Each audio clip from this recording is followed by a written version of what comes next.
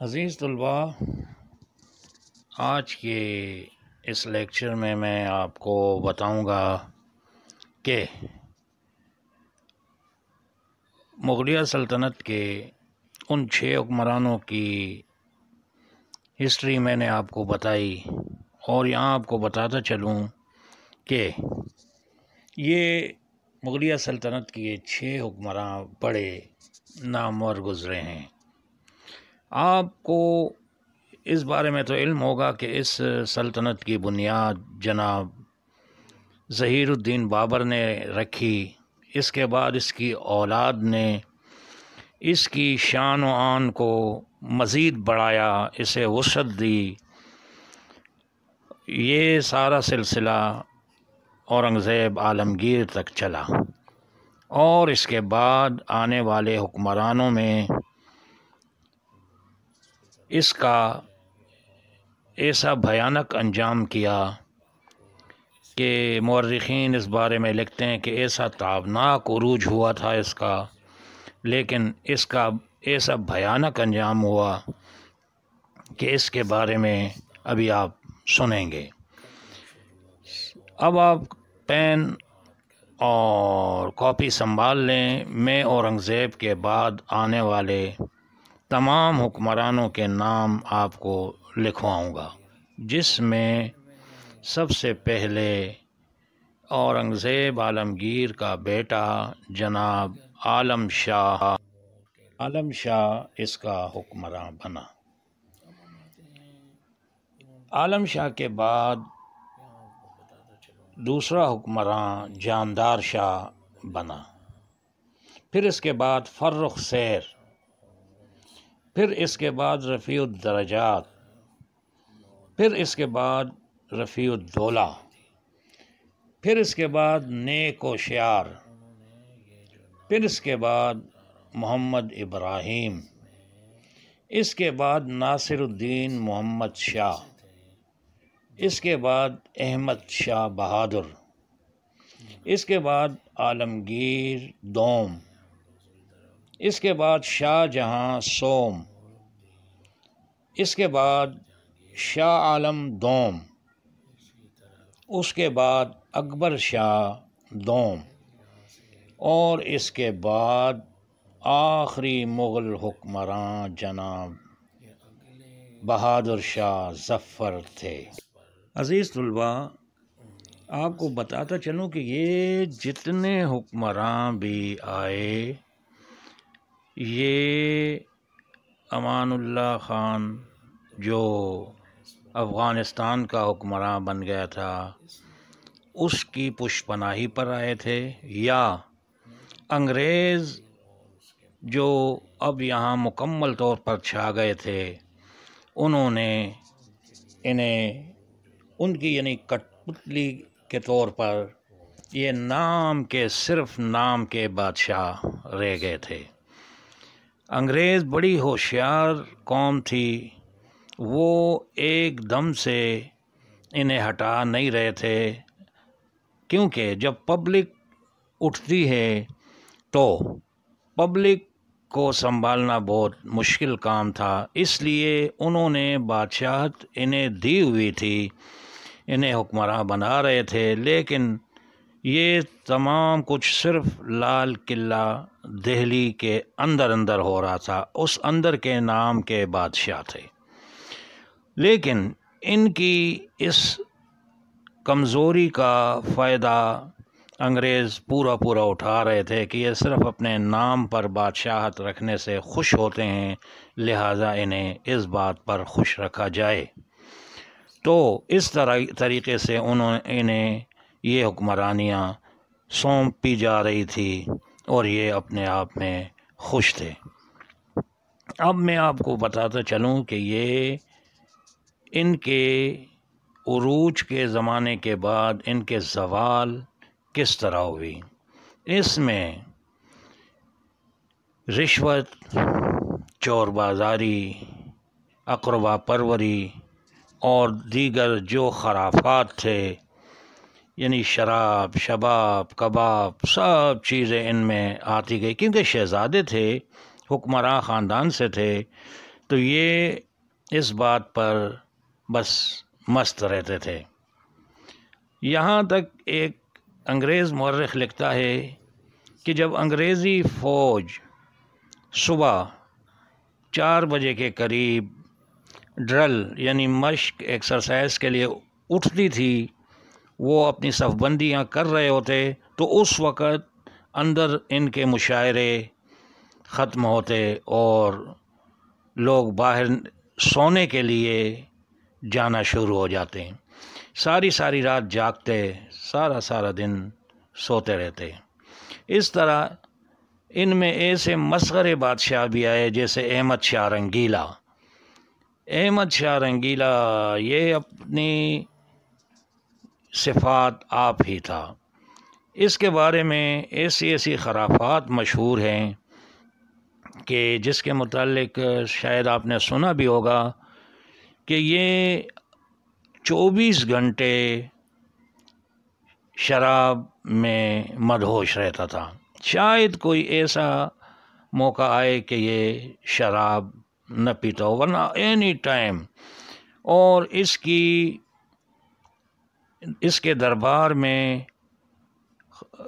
رقاصائیں ہر وقت رقص کرتی رہتی تھی، کئی بیویاں تھے اس کی، یعنی یہ بہت مست طبیعت کا رنگین مزاج بادشاہ کے ساتھ ساتھ اسے اس لیے رنگیلا کہتے ہیں کہ واقعی رنگیلوں کی طرح کام کرتا تھا۔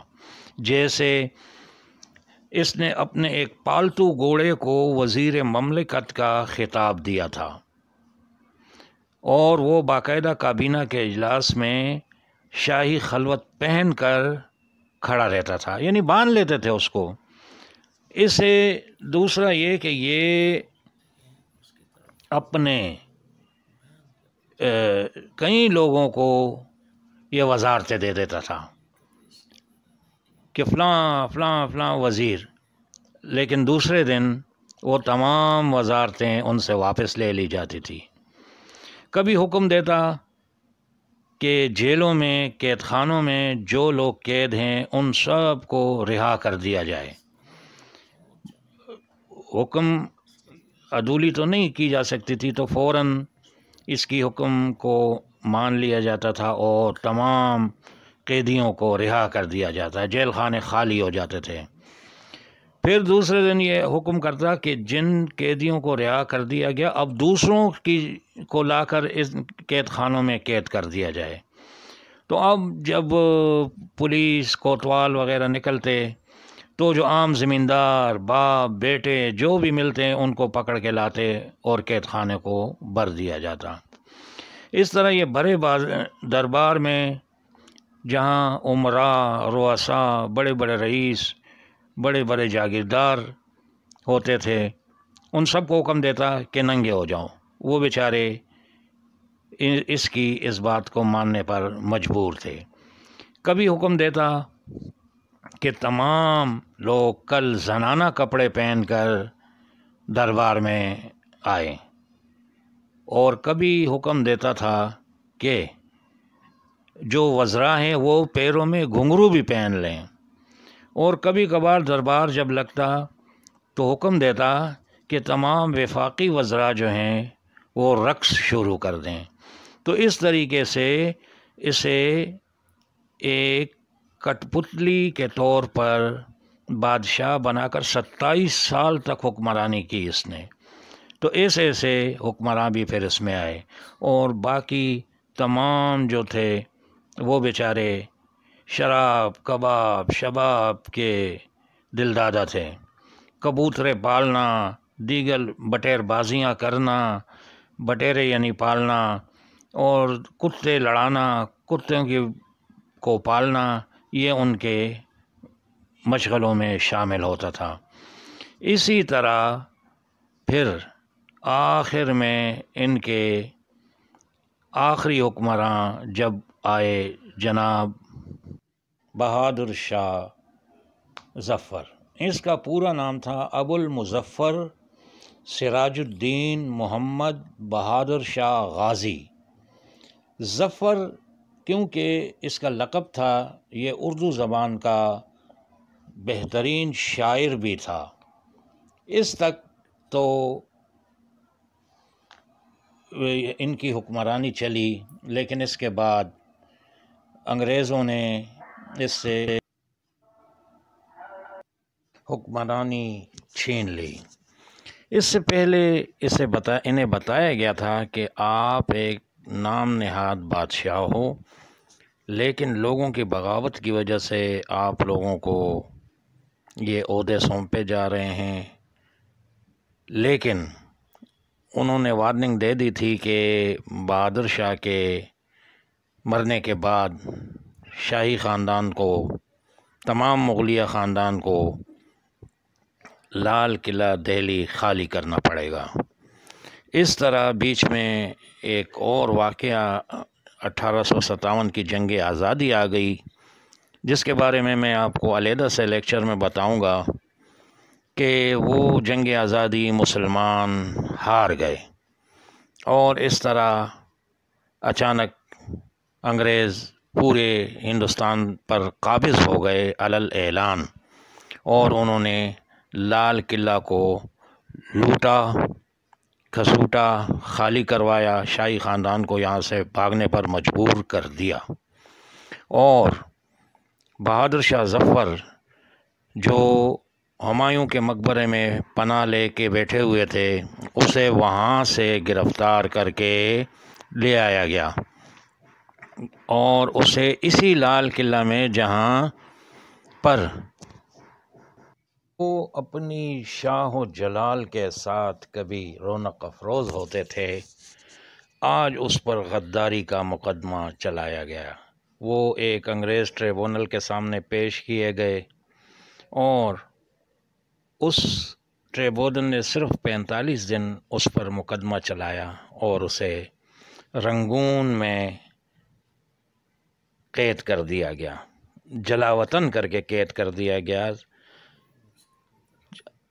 عزیز طلباء، بہادر شاہ ظفر کی کہانی تو میں آپ کو دوسرے لیکچر میں سناؤں گا، لیکن یہاں آپ کو اس کے وہ اشعار جس میں وہ اکثر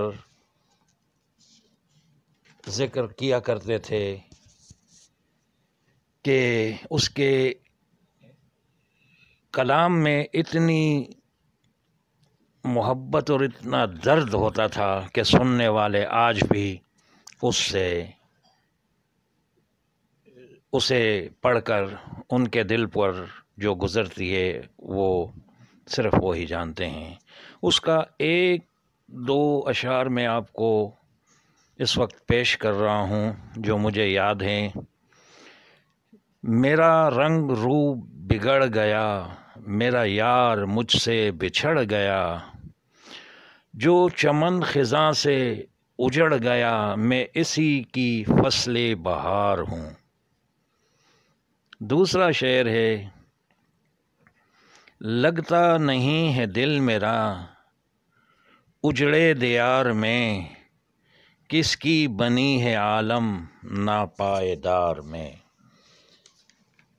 اب ایک اور جو بہت ہی دکھ بھرا شعر ہے ان کا، اس میں کہتے ہیں، کتنا بد نصیب ہے ظفر کہ دفن کے لیے 2 گز زمیں بھی نہ ملی کوئے یار میں۔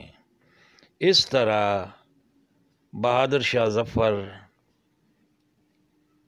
قید خانے میں 87 سال کی عمر میں ان کا انتقال ہوا۔ 26 سال اس نے ہندوستان پر ایک نام نہاد ہی صحیح لیکن ہندوستان کے حکمراں رہے۔ ان کے دور میں بھی تمام ہندوستانی، جن میں مسلمان، جاٹ، سکھ، ہندو، مرہٹے، یعنی تمام قومیں تھی، لیکن سب اپنے بادشاہ سے خوش رہتے تھے، اور انہی کی اس بات پر کہ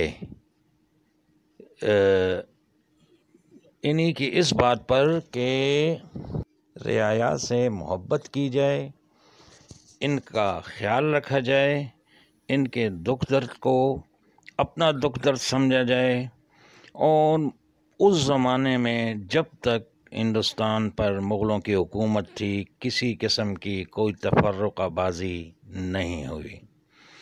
عزیز طلباء، آج میں نے آپ کو ہندوستان کے آخری حکمرانوں کی ہسٹری سنائی، جبکہ اس میں نے آخری بادشاہ بہادر شاہ ظفر کی تھوڑی سی ہسٹری آپ کو سنائی، لیکن اس کی مکمل ہسٹری میں آپ کو بعد میں دوسرے ویڈیو میں بتاؤں گا، کیونکہ اس کے ساتھ جو ہوا وہ انسانیت سوز ظلم تھا، لیکن بہرحال اس نے وہ سب برداشت کیے۔